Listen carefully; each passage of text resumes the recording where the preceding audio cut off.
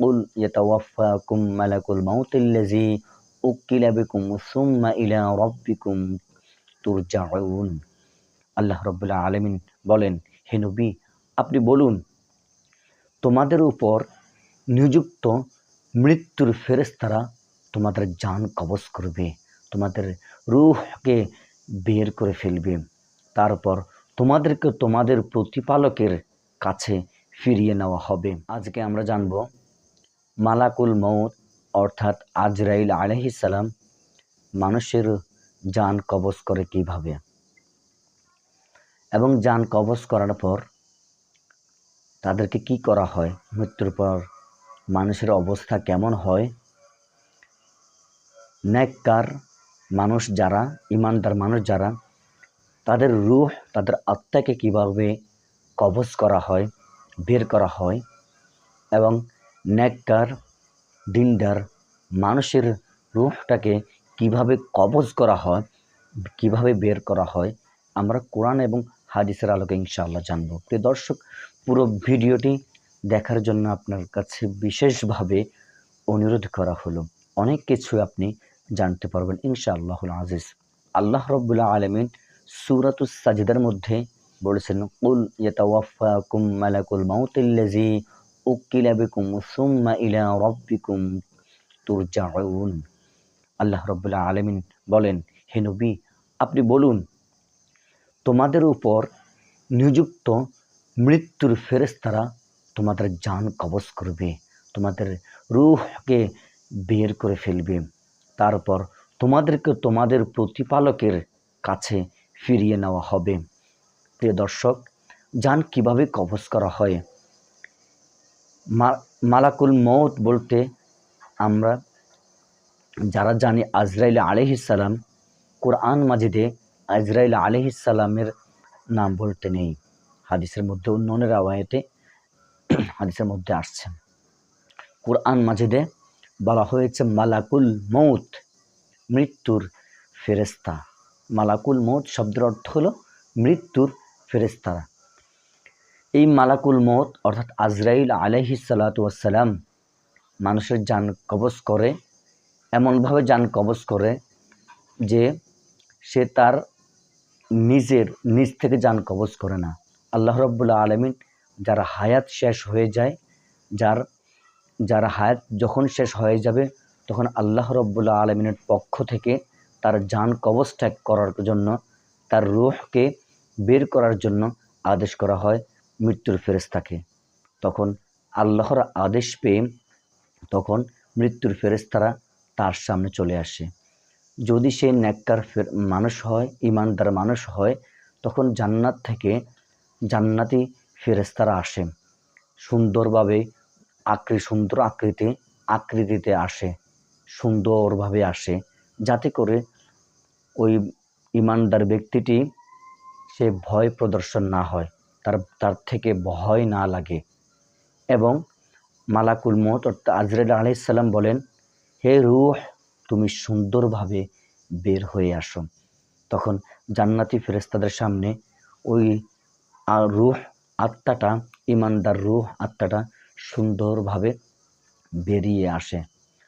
আর যদি ওই মানুষটি দিনদার না হয়, সে যদি মুনাফিক হয়, কাফের হয়,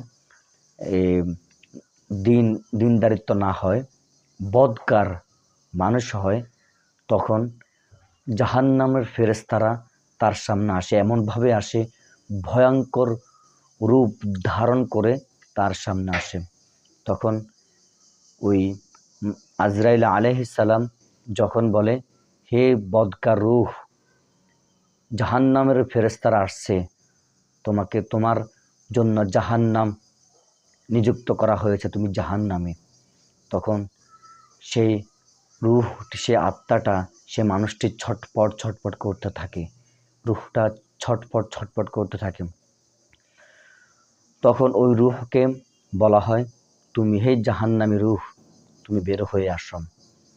তখন ওই রূহটা বের হতে চায় না, কারণ সে বের হলেই তো সে জাহান্নামী। তখন তাকে টেনে হেঁচড়ে তাকে বের করা হয়, যার কারণে ওই বদকার মানুষ যদি হয় তখন সে ছটফট করতে থাকে এবং বিভিন্ন ধরনের চিৎকার হাউমাউ করতে থাকে, তার চোখ বড় বড় হয়ে যায়, সে এমনভাবে তাকিয়ে থাকে, মানে তার ভয়ঙ্কর চেহারাটা তখন ফুটে উঠে আসে, কারণ তার রুহটা কবজ করতে কষ্ট হচ্ছে, কারণ সে বদকার। প্রিয় দর্শক, এরপর যখন রুহটাকে টেনে বের করা হয় তখন জাহান্নামের ফেরেশতারা সেই রুহটাকে জাহান্নামে নিক্ষেপ করা হয়। তখন তার মৃত্যু এসে যায়, তার খাঁচাটা পড়ে থাকে লাশ, যেটাকে আমরা বলি। তখন লাশটাকে দাফন করা হয়। দাফন করার পরে এরপরে মুনকার এবং নাকির ফেরেশতারা তাকে প্রশ্ন করা হয়, প্রশ্ন করে মার রব্বুকা অমান দিনুকা, এভাবে করে তাকে 3টা প্রশ্ন করা হয়। প্রথম নম্বর প্রশ্ন তোমার রব কে, দ্বিতীয় প্রশ্ন তোমার দিন কি, 3 নম্বর প্রশ্ন হচ্ছে এই মহানবী সাল্লাল্লাহু আলাইহি সাল্লামের এই ছবি মোবারক তার সামনে ফুটিয়ে দেওয়া হয়, ওনাকে তুমি চেনো? তখন জাহান্নামীর যে বদকার সে তো চেনে না, লা আদ্রি বলে, আমি কিছু জানি না। তখন কবরের মধ্যে তার আযাব শুরু হয়ে যায়, শাস্তি শুরু হয়ে যায়, সে জাহান্নামী। আর যখন ঈমানদার হয় তখন সে বলে আমার রব আল্লাহ, আমার দিন ইসলাম, উনি আমার নবী মুহাম্মদ সাল্লাল্লাহু আলাইহি সাল্লাম। তখন তার কবরটাকে প্রশস্ত করে দেওয়া হয় এবং জান্নাতের দরজা খুলে দেওয়া হয়, জান্নাত থেকে আলো বাতাস তার কবরে পৌঁছে থাকে। প্রিয় দর্শক, মালাকুল মউত অর্থাৎ আজরাইল আলাইহিস সালাম নিজে থেকে কোনো কিছু করে না, আল্লাহর পক্ষ থেকে তিনি জান কবজ করে থাকেন। এবং কোনো মানুষের হায়াত যতদিন থাকবে, কোনো মানুষের হায়াত যদি 70 বছর থাকে, ওই 70 বছরের আগে তার মৃত্যু হবে না, কারণ তার হায়াত যখন শেষ হবে তখনই ফেরেশতারা এসে তার জান কবজ করবে। আর হায়াত যদি থাকে 1 সেকেন্ড আগেও তার মৃত্যু হবে না, যেটা আমরা কোরআন এবং হাদিসকে বিশ্লেষণ করে রিচার্জ করে জানতে পেরেছি। প্রিয় দর্শক, এজন্য কুল্লু নাফসিন যায়িকাতুল মাউত, মৃত্যুর স্বাদ সকল প্রাণীকেই গ্রহণ করতে হবে, কেউ এই মৃত্যু থেকে বাঁচতে পারবে না। আজরাইল আলাইহিস সালাম মালাকুল মউত থেকে কেউ বাঁচতে পারবে না। এজন্য কুল ইয়াতাওয়াফাকুম মালাকুল মাউতিল্লাযী উক্কিলা বিকুম সুম্মা ইলা রাব্বিকুম তুরজাউন। আল্লাহ রাব্বুল আলামিন বলেন,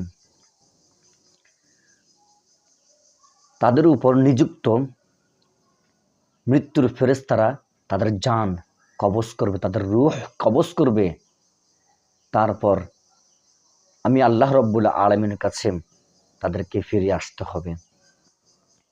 আমরা অনেক সময় যখন মানুষ মারা যায়, রূহটা বের হয়ে যায়, আমাদের এই খাঁচা শরীরটায় নিথর দেহটা পড়ে থাকে, এই রূহ সবাইকে ডাকতে থাকে, কেউ তার আওয়াজ শোনে না। যখন কবর দেওয়ার পর, দাফন করার পর মানুষ যখন চলে যায়, তখন তার জীবনের হিসাব নিকাশ শুরু হয়। এই জন্য আসুন আমরা ইসলামের পথে চলি, দ্বীনের পথে চলি, খারাপ পথ থেকে আমরা দূরে থাকি এবং আমাদের গুনাহের জন্য আল্লাহর কাছে তওবা করি। আল্লাহ রাব্বুল আলামিন আমাদেরকে মাফ করে দেবেন, আমাদের জীবনের সমস্ত গুনাহগুলো আল্লাহ মাফ করে দেবেন।